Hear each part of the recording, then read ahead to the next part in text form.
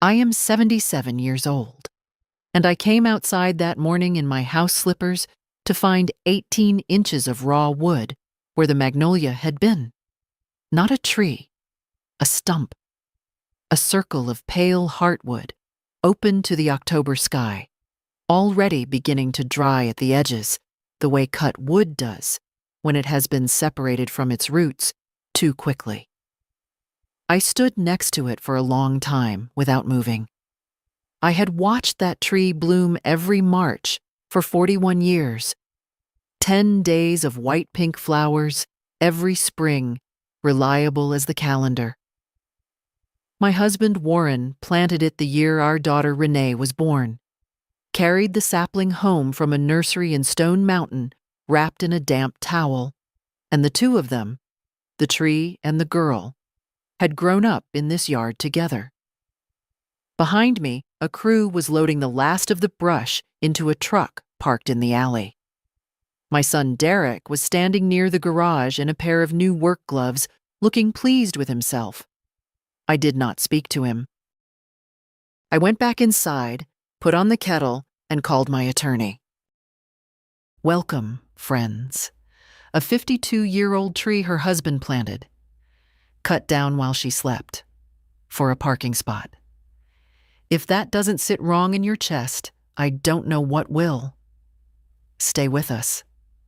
Loretta's story is one you need to hear from start to finish. I want to tell you about what was in that garden before I tell you about what was taken from it, because the taking only means something if you understand the weight of what was there. A person who does not know what a Magnolia exulangiana costs in time and patience might hear the word tree and picture any tree. I need you to understand what kind of tree this was.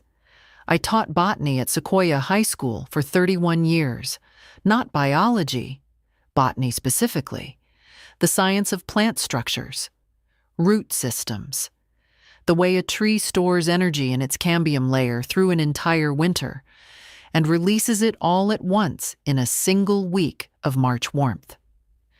I retired in 2011, and the years since have been spent doing what I did during every spring break and summer vacation I had as a working teacher, tending this garden with the methodical attention I brought to 30 years of lesson plans. Eunice Darden, my neighbor and oldest friend, has lived next door for 31 years and has called my back garden the most deliberate half-acre in DeKalb County for as long as I can remember. She means it as a compliment. She also means it as a gentle, accurate observation about my character. The back garden was mine, the way only things you have built over 4 decades from nothing can be yours, not decorative, intentional. The saucer magnolia in the southeast corner, Magnolia exulangiana, if you want the Latin, was Warren's contribution, the only tree he ever planted here. He was not a gardening man. He was an electrician who smelled like solder and read Louis L'Amour paperbacks and called everything I grew the green things, with affection and complete indifference to their names. But the spring Renee was born, he came home from Stone Mountain with that sapling wrapped in a damp towel and announced he wanted to plant something that would still be here when she was grown. We put it in the ground together on a Saturday afternoon in April 1973. He held the root ball while I backfilled the soil, tamped it down, watered it slowly, and it bloomed for the first time 4 years later, 7 pale cups opening at once, white shading to pink at the edges. Warren stood at the kitchen window with his coffee and said, I guess it worked. That was his complete assessment of the event, and I loved it. The 2 river birches along the east fence I had grown from cuttings taken from a specimen at the Atlanta Botanical Garden in 1994. I was a member of their propagation program, which is open to educators, and I had asked about the birches specifically because Betula nigra is a patient tree, and I wanted patient trees. The cuttings took 3 full years to establish enough root mass to thrive independently. I watered them every other day through the drought summer of 1995, dragging a hose from the back spigot at 6 in the morning before the heat set in. They had reached 40 feet by last October.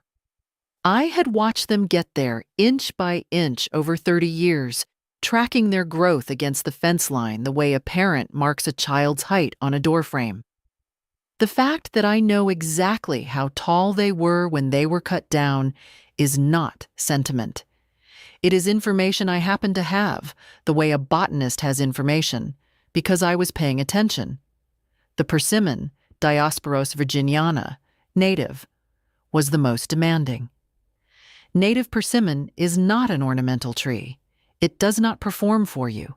It sits quietly for years, growing its root system underground while you stand over it, wondering if you planted a stick, and then one autumn, it fruits for the first time, and you understand that it was working the entire time, underground, invisibly, in its own schedule. I planted mine in the spring of 1998. I waited 11 years for the first fruit. By the time Derek's crew cut it down, it was in its 3rd year of peak production. The persimmons were dense and dark gold in October, the kind of fruit a Diosporos virginiana produces when it has fully matured, when the tannins have converted and the flesh has gone soft and sweet. It would have fruited reliably for another 20 years at least, if it had been left to do so. Some things don't grow back, not at the same rate, not in the same lifetime. That is not a grievance. That is plant science. The Natchez crepe myrtles along the back fence, 6 of them in a row, Lagerstroemia indica ex foliae, white flowering. I had started from bare root in 2003. They had reached 20 feet and developed the characteristic exfoliating bark that takes a crepe myrtle 15 or more years to show. Cinnamon brown, peeling in long, papery strips, the texture of parchment. I used to cut a few branches each July and put them in a tall vase on the kitchen counter. The blooms smell like very little, which I have always found restful. They do not announce themselves. This is what was in that garden. I am telling you because I want you to understand that when I stood in my house slippers and looked at what my son had done, I was not simply experiencing loss in some general sense. I was conducting an involuntary inventory, the way a teacher grades, item by item, precise, without any capacity to round down. The kind of accounting you do when you know exactly what each thing cost and exactly how long each thing took, and the numbers in both columns are specific and will not blur. Derek moved back to the Atlanta area 18 months ago, after his divorce from Renata was finalized. He is 49 years old and works in logistics management for a distribution company in Doraville. Competent work, a steady salary, the kind of job that requires him to be organized and precise from 9 to 5, and apparently exempts him from applying those qualities anywhere else. He and Renata had been living in Chattanooga for 11 years. I had grown accustomed to the distance, and I want to be honest about that. The distance had been comfortable for both of us in different ways, and when he called to say he was coming back to Atlanta, I felt genuine warmth and also something smaller and quieter that I chose to ignore. He found an apartment in Decatur, 12 minutes from this house. He began coming to Sunday dinners. I want to say clearly that this was pleasant. I have been cooking Sunday dinners alone for 9 years, and having someone to cook for was not a hardship. It was something I had missed. He would arrive around 2 in the afternoon, sometimes with a bottle of wine he knew I would not drink, occasionally with a bakery pie from a shop on Commerce Drive. Peach in summer, apple in fall, always a shade too sweet, always chosen with the effort of a man who is trying but not quite close enough to the target. I told him once I preferred tart over sweet. He brought the same pie the following Sunday and the Sunday after that. Not stubbornness, inattention. The first request came in October, 6 weeks after he settled in. His car, a 2018 Nissan Sentra that had been making a noise since before the divorce, needed a repair he could not cover that month because he had paid a double deposit on the apartment, and the timing had been bad. He asked for $900. He would pay it back by December. I wrote the check the same afternoon. I logged it in the small green ledger I keep in the top drawer of my desk, the one I have used for every household expense since Warren died, because a teacher on a pension learns early to keep records, or she does not stay ahead. The entry said, October 14th. Derek, car repair. $900. I did not ask for a promissory note because he was my son, and it did not occur to me at that point that I should. December came and went. Derek did not mention the $900. Neither did I. I want to be precise about what that silence was, because I have thought about it many times since. I did not ask because I did not want to make him feel bad, which is true, but that is not the full truth. The full truth is that asking would have required me to acknowledge that I had been waiting for the mention of it, which would have required me to examine why I was waiting, which would have required me to see something I was not yet ready to see about the shape of what was happening. A botanist recognizes a pattern in a root system before she names it. I was recognizing. I was not naming yet. He brought me a potted fern for my birthday that month. A Boston fern, Nephrolepis exaltata, full and healthy, the kind that overwinters well indoors in Georgia. He set it on the kitchen counter with a small ribbon and said, "Happy birthday, Mom." My birthday is in April. December is not April. I thanked him and moved the fern to the window, and as he was leaving, I noticed that he seemed genuinely pleased with himself, the way a person looks when they believe they have done something thoughtful, which told me something I found harder to hold than his forgetting. He did not know. That was the harder part.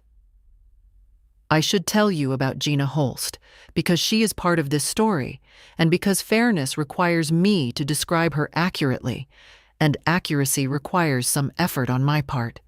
She is 38 years old. She met Derek at a work event sometime last spring. By June, she had moved in with him. I know this because Derek mentioned it the way you mention a change in commute schedule. Oh, Gina's staying with me now. Over the phone. Not at Sunday dinner, not face-to-face, as if the information didn't warrant a deliberate conversation. I met her in July when they came to the house together.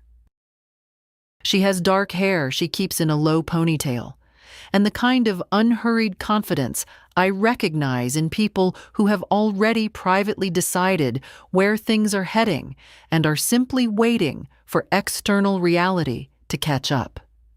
She was not unkind to me. I want to be clear about that. She asked about the garden, which most people do not bother to do, and when I told her about the persimmon, 11 years before first fruit, she looked at it with what appeared to be genuine interest and said, "That's a remarkable amount of patience." I thought, at the time, that I liked her. She has a habit I noticed from the first visit. She walks through a space the way some people walk through an estate sale, assessing, mentally repositioning, identifying what she would move or change. She does it out loud, as though it is a form of conversation rather than a private editorial. She stood in my kitchen doorway that first afternoon and said, "You could really open this up if you took the wall between here and the dining room." She was architecturally correct. I have no interest in opening it up. I said, "I know," and moved on, and she seemed to accept this without offense and without entirely dropping the assessment. Derek brought her to Sunday dinners most weeks after that. I cooked for 3 instead of 2, and I did not mind this. What I minded was smaller and harder to name. The way Gina would arrive and begin, immediately and unconsciously, rearranging things, shifting the salt and pepper to a different position on the counter, straightening the dish towels on the oven handle, tilting the framed print in the hallway to what she apparently judged to be a better angle. She never asked. She did not appear to notice she was doing it. I would spend Monday morning quietly returning everything to where it belonged, the way you reset a room after it has been used by someone who did not grow up in it. In November, Derek called to ask if he could borrow money for a car. Not a repair this time. A new car, a 2022 Hyundai Tucson he had found at a dealer in Smyrna. Silver, very clean, low miles. He needed $18,000. He would pay it back, same as the 900. He said it in exactly the same tone as the 900. Sincere, confident, with no particular plan behind the confidence. I thought about it for 2 days. I thought about the 900, still unmentioned in the ledger. I thought about the fact that Derek was 49 years old with a steady job. I thought about the fact that I could not explain to myself, rationally, why I was going to write this check. Then I wrote it, because he was my son, and because I was still, at that point, telling myself that the sum of all of this was temporary. The ledger entry read, November 3rd, Derek, car purchase, $18,000. No promissory note. I wrote that last part, no promissory note, in my own small, careful hand, and I sat looking at it for a moment before I closed the book. A bookkeeper would have had the note on the same day, before the ink on the check was dry. My father had kept a ledger like this one, the same kind of green cloth cover book from the office supply store. And he used to say that writing a number down was the first step toward understanding what it meant. He had been a man who ran a small hardware store for 40 years on that principle, and he never once lent money without a signature and a repayment date. I had been a teacher for 31 years, and I had kept meticulous lesson plans and attendance records and field trip permissions signed in triplicate, and I had written those 4 words to myself, no promissory note, like a teacher leaving a comment on her own work. Incomplete. Revise before resubmitting. I did not revise.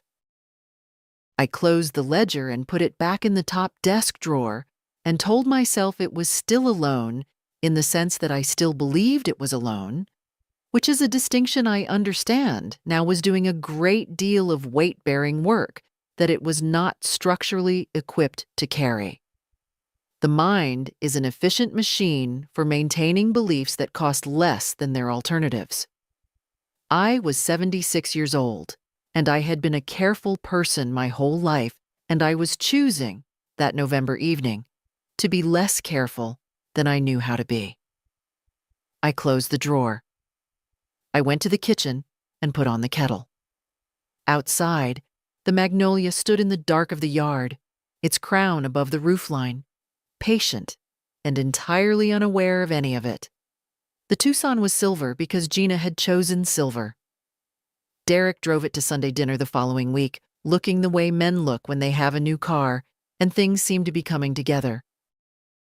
He walked me around it in the driveway, showed me the heated seats, the backup camera, the way the hatch opened automatically when you stood close enough with the key fob.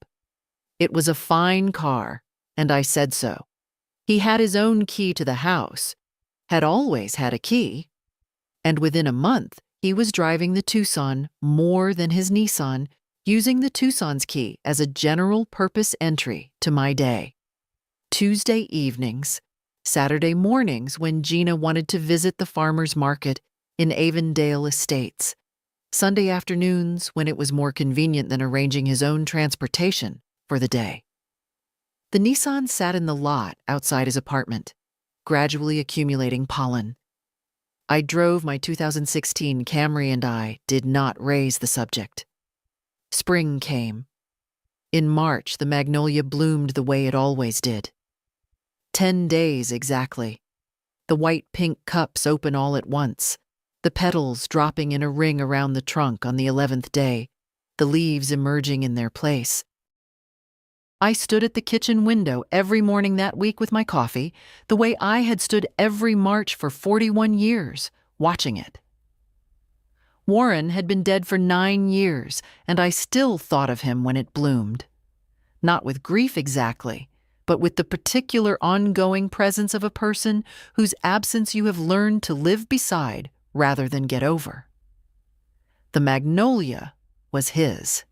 That is what it was. In April, my actual birthday, which Derek did not acknowledge, not even a phone call, I discovered 2 charges on my grocery account that I had not made. $34.17 at a Kroger on Commerce Drive on a Thursday afternoon. $41.55 at the same location 8 days later. Derek's name was on the account as an emergency contact, a designation I had set up years ago when I had a health scare and he was living in Chattanooga and I wanted someone accessible if something happened. The emergency contact had apparently translated in the intervening years to purchasing access. I did not know precisely how. I did not ask. I removed his access that afternoon, and I entered both charges in the green ledger under a line I wrote with particular care. Unexplained grocery charges. April. 7572. I looked at that line for a moment. It seemed too small to constitute a confrontation, too small to explain why I had taken the trouble to write it down so carefully. Each individual entry in the ledger had that quality, small enough on its own to seem disproportionate to name. The $900. He'd had a rough month. The $18,000. It was a loan and he'd pay it back. The grocery charges. Probably a mistake. The fern in December. A thoughtful gesture if you didn't look at the calendar. But I had been a teacher for 31 years, and I had graded enough student work to know the difference between an isolated error and a pattern. Patterns have totals. I was not ready to add it up yet. But I was beginning to see the column. In May, 2 large plastic storage bins appeared in my garage. They were pushed against the back wall behind the metal shelving unit where I keep my clay pots, my bags of pine bark mulch and hollytone, and my collection of Felco pruners accumulated over 40 years of gardening. 6 pairs? Because a good pair of pruners is worth repairing and keeping, and I have done so, and the Felco number 2 I bought in 1988 still cuts cleaner than anything I have bought since. The bins were sealed and labeled in blue marker, D. Pruitt, with the apartment address below. Derek mentioned them the following Sunday as a parenthetical, the way you mention that you moved a piece of furniture. Oh, I left a couple boxes in your garage, just temporary while Gina's settling in, shouldn't be more than a few weeks. I said, I see. He moved on to the Braves.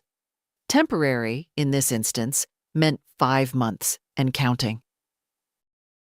By July, the 2 bins had become 6, stacked too high against my shelving unit in a configuration that required me to move my own supplies to the opposite wall to reach the things I needed. I did this without comment. I want to be accurate about what that silence was. It was not patience, and it was not generosity. It was a habit I had developed over a long time, the habit of making room, of adjusting, of deciding that the friction of a conversation was not worth the return. I had been doing this in small ways throughout Derek's adult life, and I had never examined it closely enough to see it clearly. I was beginning to examine it now. Gina came to the house on a Saturday afternoon in July while Derek was already there. She came in through the back gate, which she had recently begun using as her preferred entrance, and stood in the garden while I was weeding the persimmon bed. She had one of those tall plastic iced teacups with a straw from somewhere on the drive over, and she stood at the edge of the bed and looked at the back fence line the way she always looked, at spaces she was privately reconfiguring. "All this shade," she said, not precisely to me, more to the garden or to the air. "The crepe myrtles, the birches. You must not get much afternoon sun back here at all." I looked up from the weeding. "That's correct," I said. "I planted them for the shade."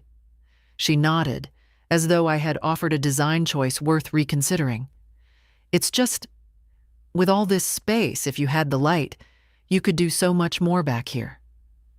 Then she went inside to find Derek, and I went back to the persimmon bed, and I noted her comment the way I noted all of it, precisely, without drama, the way a botanist logs a condition that bears watching. In August, Derek said something I have thought about many times since. We were sitting on the back porch after Sunday dinner.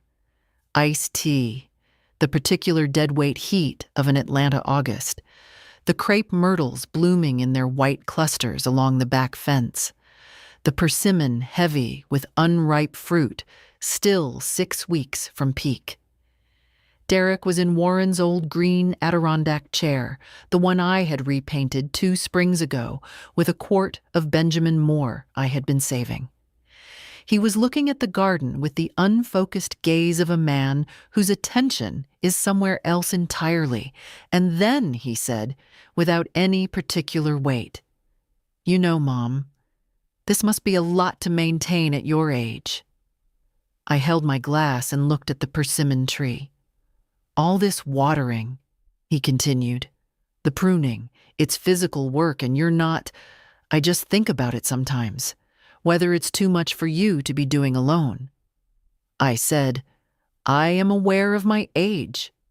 He said, "I know, I worry." I said, "The garden has never been too much. It is the exact amount of work I choose to do." He did not press it.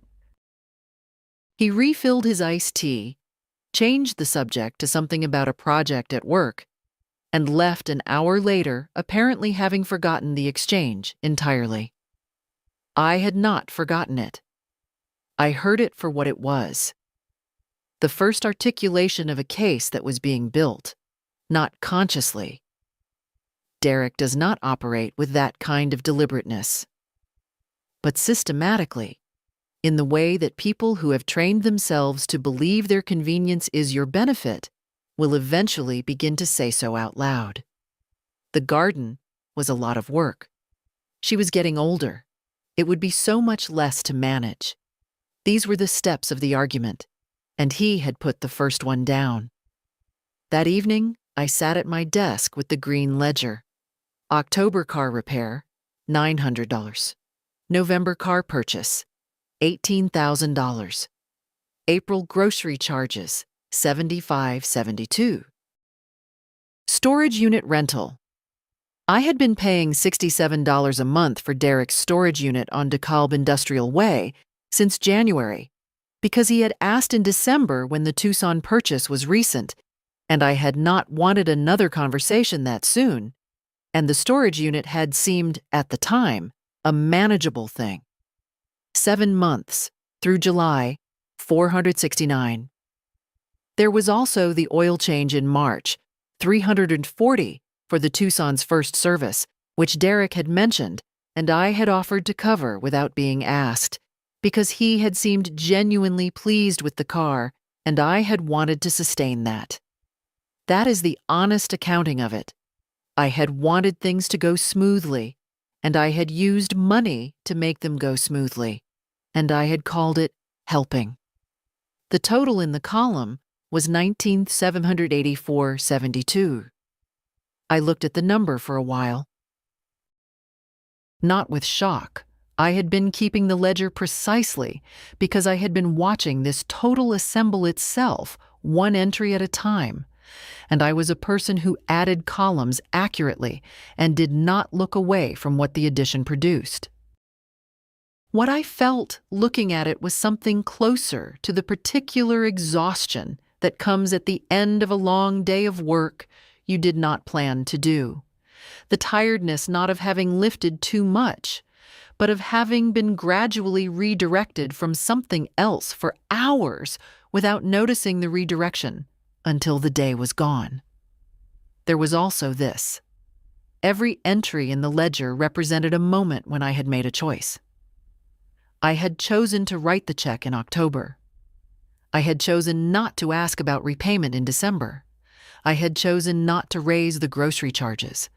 I had chosen to pay the storage unit rather than say anything about the bins. I had offered the oil change. Each individual choice had seemed in its moment either too small to contest or too reasonable to decline or too likely to cause friction to be worth it. The sum of all the moments was not small. The sum was nearly $20,000, and a garage I had reorganized around someone else's boxes, and a back porch conversation about my age, and the garden I had built over 40 years. I had participated in all of it. A woman who keeps accurate records has to keep accurate records about her own participation as well.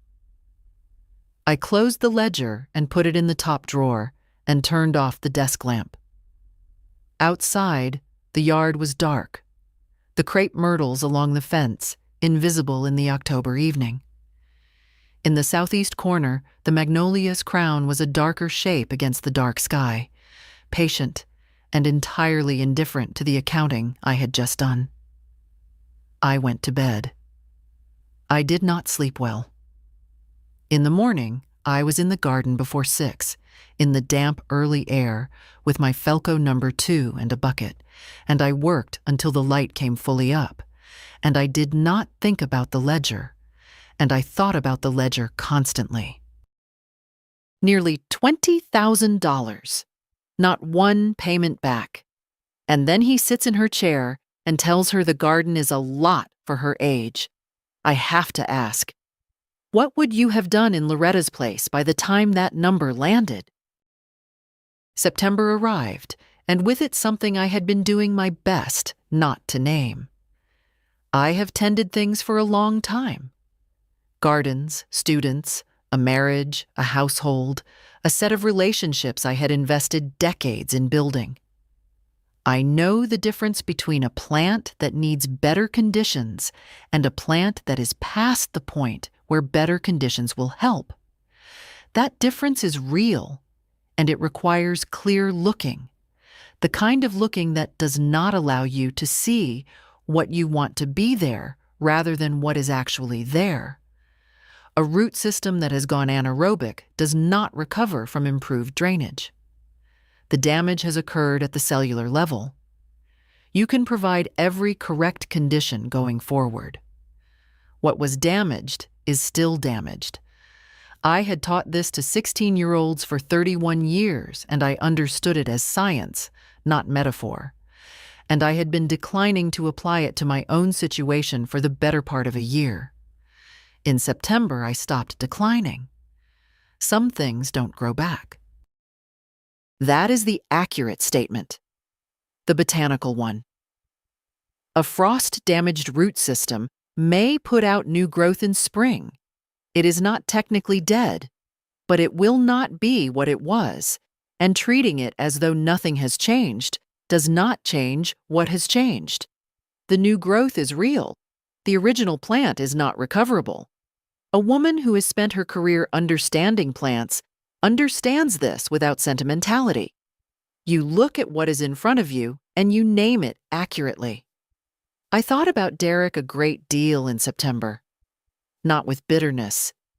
That is not a register I have ever inhabited easily.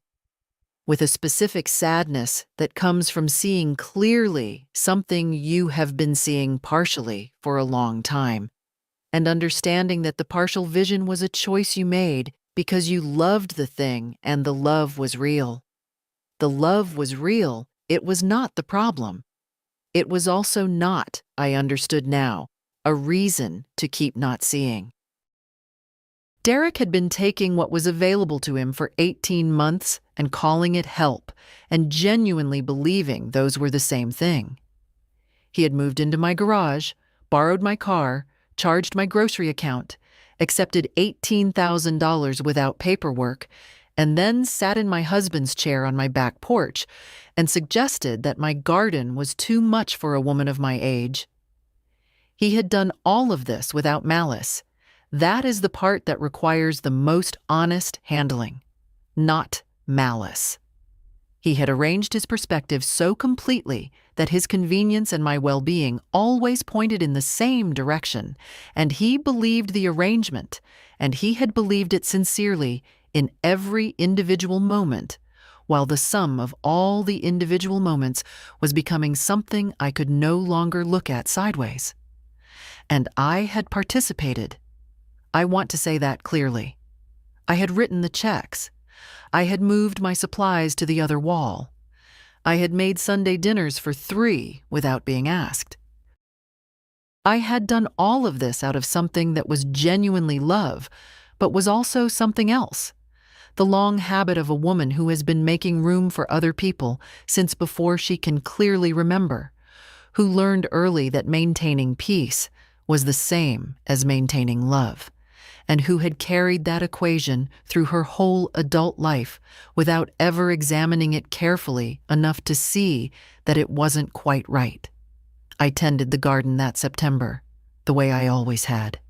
Early in the morning, before anyone else was awake, in the particular silence of Witherspoon Lane before 6 o'clock, when the light is low and the air still holds the cool from overnight. The persimmon was beginning to color. The crepe myrtles were finishing their 3rd bloom cycle of the season, the white flowers browning at the edges and dropping in the heat, the way they always did in late September. I pruned the lower branches of the birches, the ones that had begun to arc toward the fence, and I stood each morning at the kitchen window with my coffee and looked at the magnolia. It had finished its spring work and gone full green, the heavy, deep green of late summer that would persist until the first hard frost. I did not know, in September, that I was looking at it in its living form for the last time. Some things you only understand after.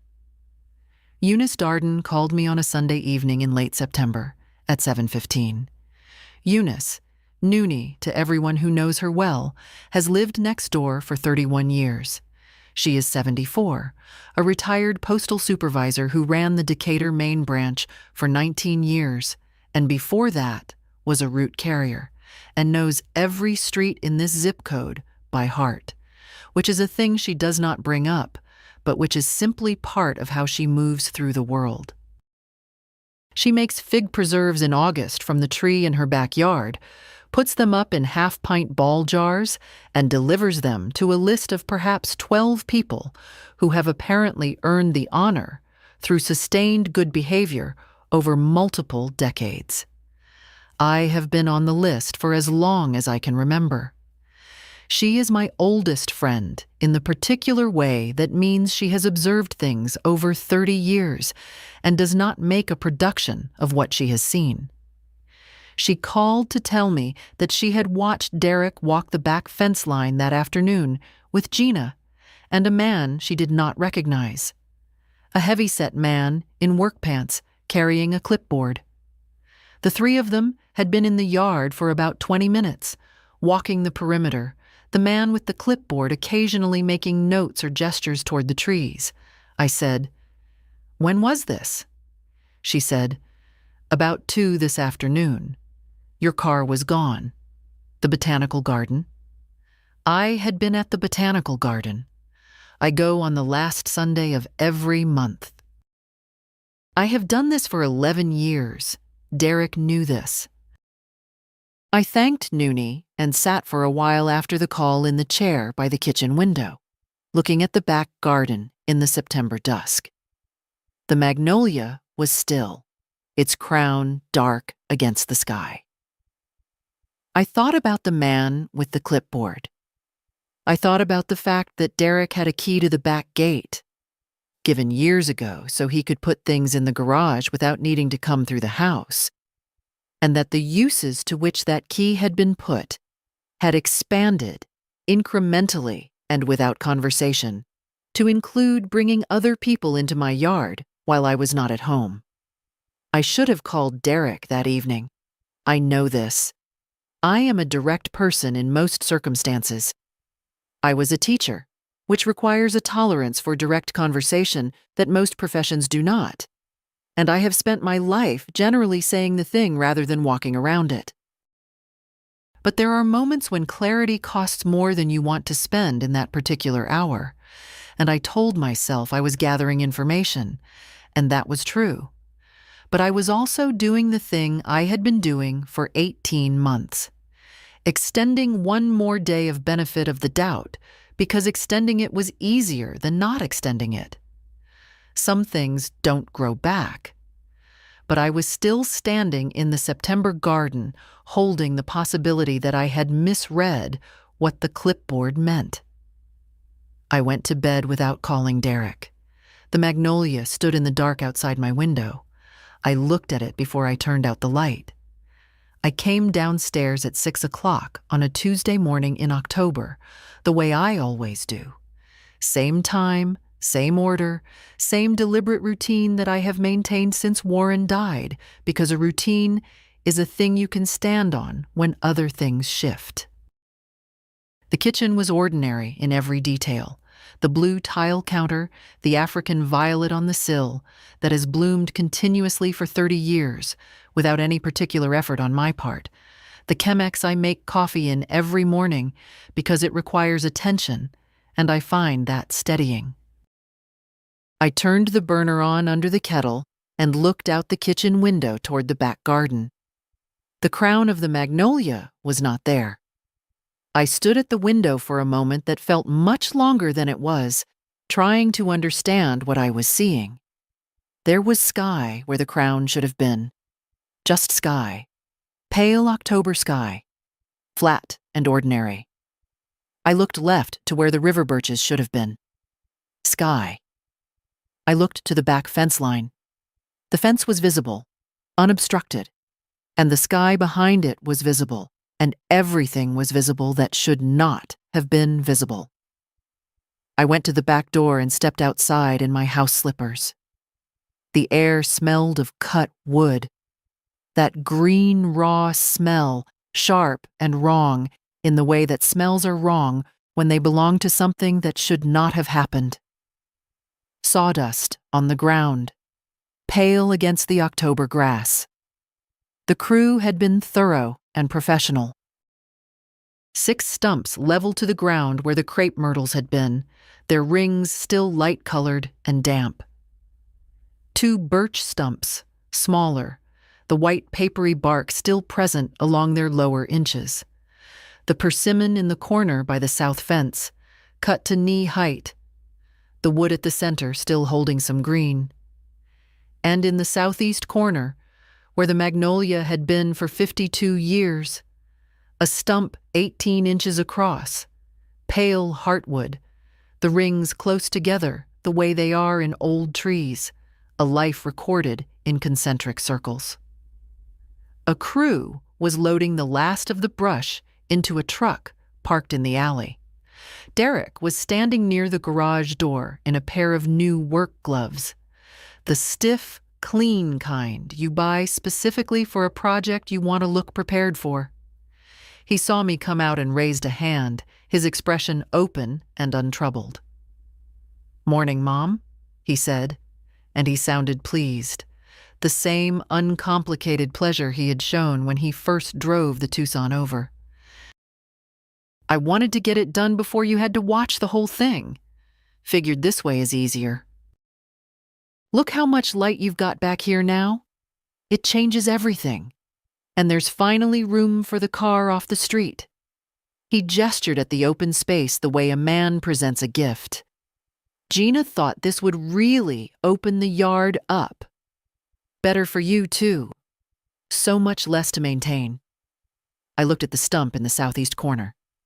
18 inches across. Pale heartwood. 52 years of rings. Warren had held the root ball while I backfilled the soil. I had watched it bloom every March. I had stood at this window and watched it bloom every March for 41 years, and now I was standing next to what remained of it in my house slippers in the October morning. I did not speak to Derek. I stood next to the stump for a time I did not measure. Then I went back inside. I measured the coffee. 6 level tablespoons, the same as every morning, and poured the water and waited. When the Chemex was done, I poured it into the stoneware mug I have used every morning for 15 years, and I sat down at the kitchen table, and I held the mug in both hands, and I looked at the wall, and I was quiet inside, in a way that had nothing to do with acceptance or peace. It was more like the stillness that comes when the last uncertain thing has become certain. When you have been wondering about something for a long time, and you no longer have to wonder. I sat there until the coffee was cold. Then I made a fresh cup, and I began making calls. He did it at dawn with a hired crew while she was asleep. Used her key.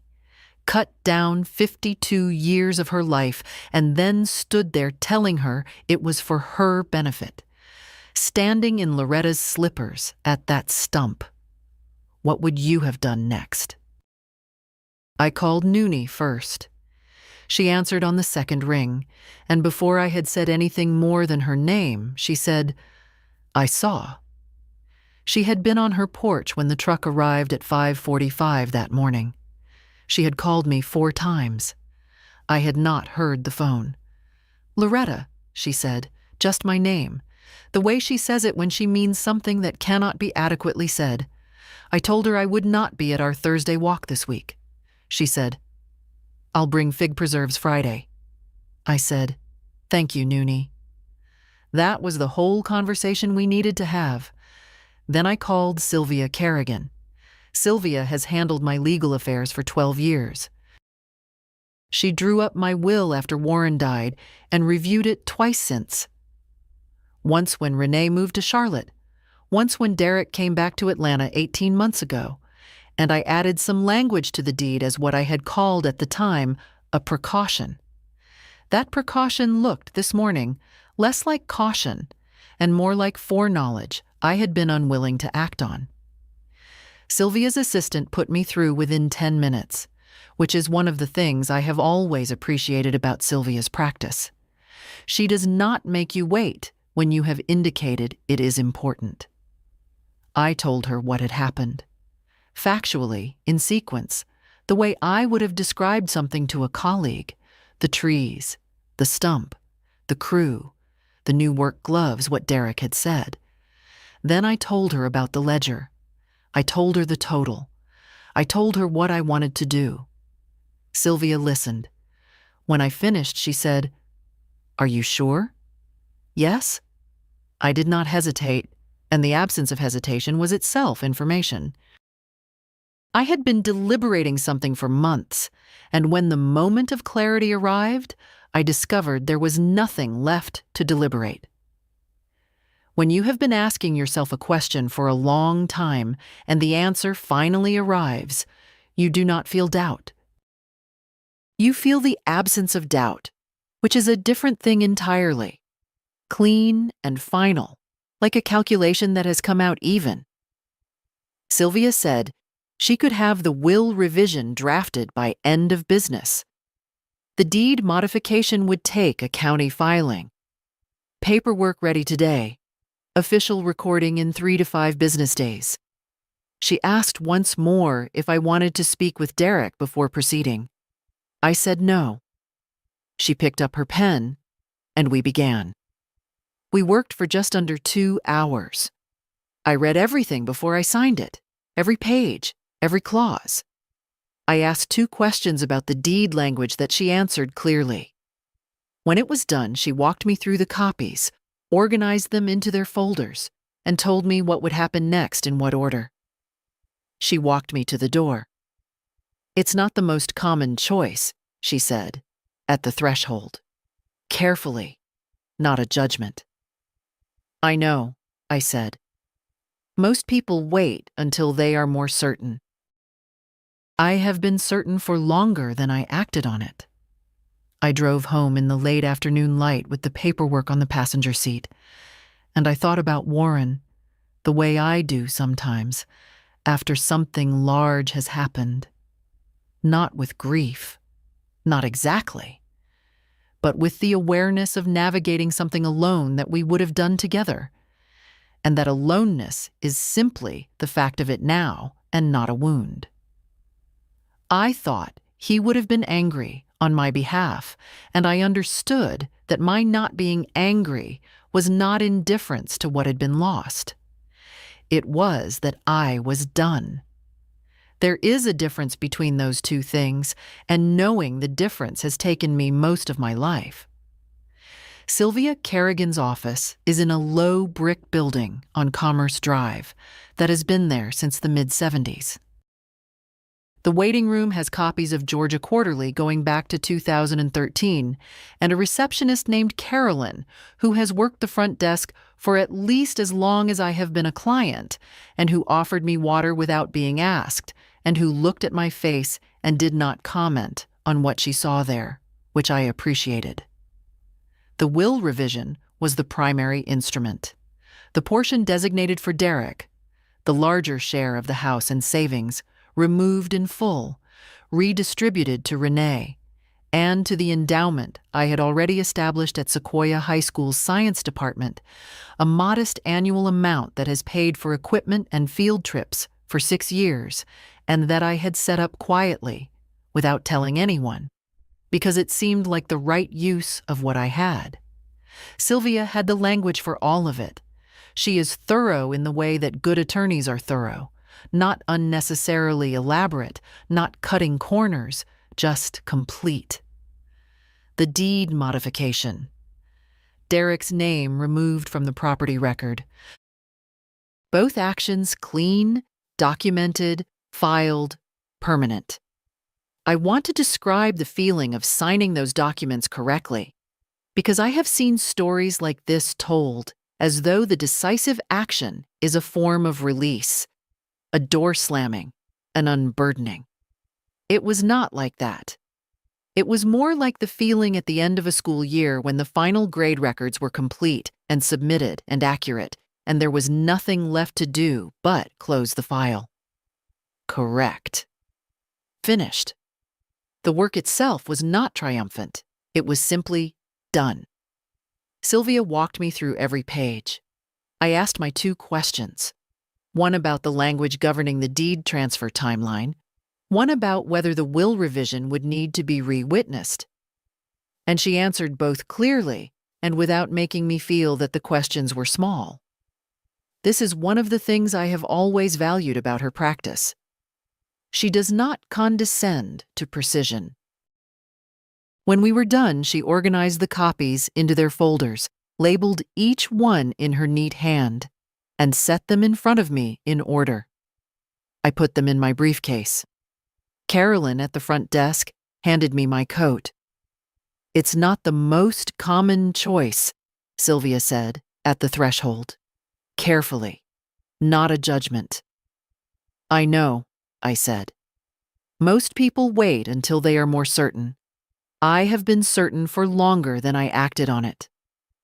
I drove home in the October dusk with the paperwork on the passenger seat, and I thought about Warren, the way I do sometimes after something large has happened. Not with grief, not exactly, but with the awareness of navigating something alone that we would have done together, and that aloneness is simply the fact of it now, and not a wound. I thought he would have been angry on my behalf, and I understood that my not being angry was not indifference to what had been lost. It was that I was done. There is a difference between those two things, and knowing the difference has taken me most of my life. Renee called that evening. I had texted her in the afternoon, brief, factual. Call me when you have a minute. Something happened. She called at 8:15, which was 40 minutes after I had sent the message, and the 40 minutes told me she had been watching her phone and deciding when. I told her everything in the order it had happened. Renee is 52 years old. She lives in Charlotte, works in hospital administration, calls every Sunday with a consistency that I have come to rely on in the way you rely on something that is simply there. She has been watching Derek's behavior since he came back to Atlanta. Quietly, from a geographic distance she has kept deliberately, with the careful neutrality of a person who learned long ago that her mother does things in her own time. She had not said anything to me directly about Derek in 18 months. She did not need to. I could hear what she was not saying in the quality of the Sunday calls, and I understood the restraint of it, and I was grateful for it without telling her so. When I finished, she was quiet for a few seconds. "Good," she said. One word, exactly sufficient. I had not known until that moment that I was waiting to hear how she would receive it, and when I heard it, I exhaled in a way that I had apparently needed to exhale for some time. We talked for nearly an hour after that. Practical things. Whether I wanted her to come down, what would happen when Derek received the paperwork, whether I had eaten dinner. I told her I had made eggs. She said, "Actual eggs or toast again?" And I said eggs and toast, and she said, "I'll let that count." She asked if I was all right, and I said yes, and meant it. Not all right in the sense of undamaged, but all right in the sense of having done the accurate thing and having been certain about it, which is a specific kind of all right that does not require explanation. I asked if she was surprised. She said, "About the trees? Yes. That's a new low, even for him." A pause. "About what you did?" "Not even a little bit." After we hung up, I sat at the table for a while, without turning off the kitchen lights. I thought about Renee as a small girl in this house, she and the magnolia the same age, both growing up in this yard, and the way I had watched them both. I thought about Warren at the kitchen window saying, I guess it worked. I thought about the fact that he was gone, and the tree was gone, and there was nothing in the southeast corner of the garden now but a stump 18 inches across and the October sky above it. None of this was self-pity. It was inventory, the kind you do when the event is over and you are accounting for what remains. What remained was this house, this yard, this garden, this kitchen, and the African violet on the sill, and the stoneware mug. And Renee in Charlotte, who would drive down if I asked, and Noonie next door with her fig, preserves, and her 31 years of paying attention. That is not a small inventory. I recognized it for what it was. The paperwork arrived by certified mail on a Thursday. Noonie saw the postal truck from her porch and called me. I had been walking the backyard in the early morning the way I had been doing each day that week, not gardening exactly, just moving through the altered space, getting used to its new dimensions. There was more afternoon sun than I had seen back there in years.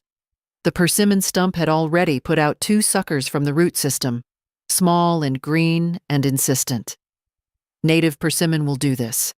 The root system does not know that the trunk is gone. It keeps sending up new growth, trying. The suckers would never be the persimmon I had planted in 1998. But they were alive, and they knew what they were trying to become. Derek called on Friday afternoon. He had spoken to someone before he called, a lawyer friend or a colleague, because the conversation did not begin with the tone of a man reacting. It began with the careful, slightly stiffened tone of a man who has been coached to stay measured. He said he had received something in the mail and wanted to understand what he had done to deserve this. I listened to deserve. I thought about the word. Deserve positions the whole thing as punishment, as though what I had done was something inflicted on him in response to his behavior, rather than a decision I had made about my own affairs. I did not say this. I said, "You knew what those trees were." He was quiet. Then he said the trees were just trees, that he had done it to reduce my maintenance burden, to give me more light, to help. He said it in the register he always used, the register of a man who has genuinely arranged his perspective so that his convenience and your well-being always converge, who cannot see the seam where they separate, who would describe himself as a thoughtful person and believe it. He was not lying to me.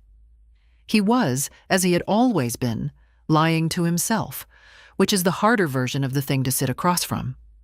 He said, "Mom, Gina and I have been talking about being around more, helping more. I thought this was the beginning of that." I said, "Derek." He stopped. I said, "You used my key to access my property while I was not home. You hired a crew without asking me. You cut down a tree your father planted. You have borrowed close to $20,000 and made no payment, and no mention of any payment. I am not angry. I am clear." There was a long silence. Then, quietly, he said, "Dad would have hated this." I thought about Warren. His chair on the porch, a Louis L'Amour novel open face down on the armrest, the shade of the magnolia. He would have. "You're right," I said. "He would have." Derek said he was sorry, more than once, and with an increasing sincerity that came from underneath the coached tone, and was real. I believed it was real. But it was the kind of sorry that is still, at its center, more about what he had lost than about what I had lost, which is the limit of it. He could feel the loss of the inheritance, the loss of the relationship as it had been. He could not quite reach the stump in the southeast corner, not yet. Perhaps not ever. Almost remorse. I held it exactly as large as it was, which was real and insufficient. And I said, "I know you are." I meant it. I did not change anything. The weeks after the paperwork arrived were quieter than I had expected, and the quiet was not unpleasant. The Sunday dinners stopped, not by announcement or declared decision, but by the natural cessation of things that have lost their occasion. Derek did not call to cancel. The calls simply became less frequent, and then infrequent, and then occasional, the way water finds a lower level. Gina did not come to the house. The 6 storage bins remained in the garage for 3 weeks, and then, one Wednesday afternoon while I was at the botanical garden, Derek came and took them. He left the garage in exactly the state he had found it, which I noticed when I came home. The shelves undisturbed, my supplies in their places, the Felco pruners on their hooks in their order. He was capable of that consideration. I noted it accurately, the way I noted all of it. Noonie came on Friday with the preserves, as she had said she would.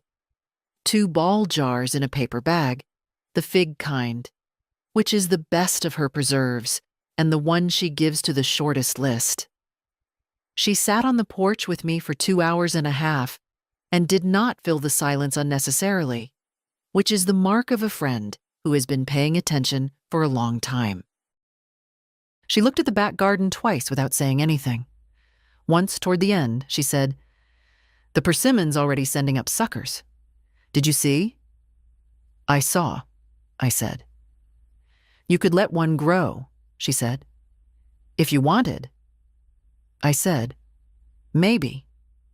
And I meant it as maybe, not as yes, because I had not decided yet about the persimmon, and I wanted to decide it honestly, rather than sentimentally. Renee came for the October weekend, the way she does each year. We raked leaves on Saturday morning, fewer than usual without the magnolia and the birches, and the reduced pile had its own particular quality of loss, quiet and cumulative. We made soup from the last of the garden herbs and watched a film on Friday evening, and on Saturday afternoon, Renee helped me move Warren's green Adirondack chair from the southeast corner of the porch to the other side, near the garden gate. I had been meaning to move it for some time. It had sat facing the southeast corner for 9 years, since Warren died, and there was nothing in that corner now worth facing. We put it by the gate, where the Japanese maple at the front of the yard was going into its full fall color, coral and amber. Better, Renee said. I agreed, and meant it. On Sunday morning before she left, she asked if I missed Derek. I took the question seriously, the way she meant it. I miss what I believed was there, I said. That's a different kind of missing. She drove back to Charlotte at noon. The house was quiet in the way it had been quiet for 9 years, which is the quiet of a house that belongs to one person and is arranged around that person's life. I made coffee and sat at the kitchen table and looked out the back window, and I thought, for the first time since October, about what I wanted to put back in that garden. Not to restore what had been there. That was not possible, and I was not interested in pretending otherwise. But the yard was mine, and it was open, and it was, in a way I had not expected, full of room. I went to the nursery on a Saturday morning in November. Cherokee Native Plants on Lawrenceville Highway. I have been coming here since 1994, the year I took the river birch cuttings, and Ramona at the counter knows what I grow and how I grow it, and does not try to redirect me toward ornamentals because they would look nice. It was properly cold that morning, Georgia November working at its full authority, the sky a flat gray, and the air carrying the smell of leaf decay and frost coming. I had my canvas bag and my list, and I was there for one specific thing. Ramona had 2 saucer magnolias left in stock. She said they had ordered more than they sold that season, and these 2 had been sitting since September. One was leggy, reaching toward a light it couldn't find in its corner of the greenhouse. The other was compact and self-contained, 3 years old, 18 inches tall, with the shape that a young Magnolia ex Sulanjana has when it knows what it is going to become. A little dense at the crown, its energy gathered rather than extended. I stood in front of it for longer than I needed to.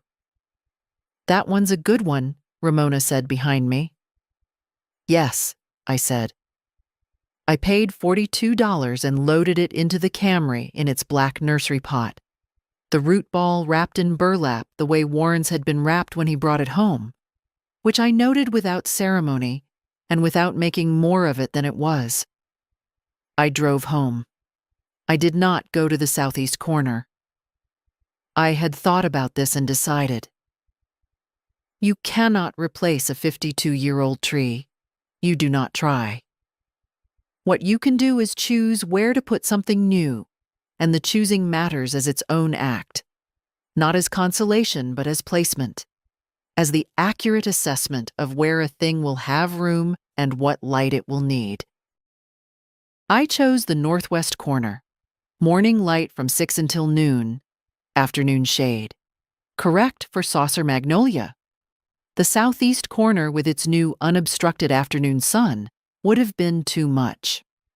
I dug the hole to 18 inches, amended the soil with compost and a cup of hollytone, set the root ball in carefully, backfilled in layers, tamped gently with my heel, watered it slowly. I did all of this without ceremony or audience, the way I do things that matter, methodically, correctly, with full attention. When it was done, I stood up and looked at it. 18 inches tall. 3 years old? It would not bloom for another 2 years, possibly 3. It would take a decade to show its full shape. It would be at its best long after I am here to see it, and the thought of that did not make me sad. Warren planted his magnolia at the height of his life, and he did not live to see it at 40 feet. That is what you do when you plant a long-lived tree.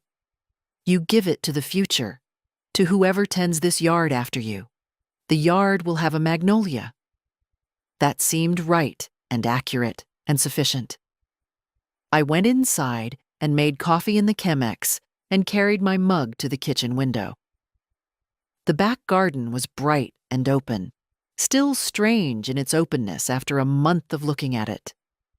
The persimmon stumps had 3 suckers now, small and determined. In the northwest corner, there was one small new thing, 18 inches tall, its last few leaves bronze orange in the November light, its shape gathered and self-contained and entirely unhurried.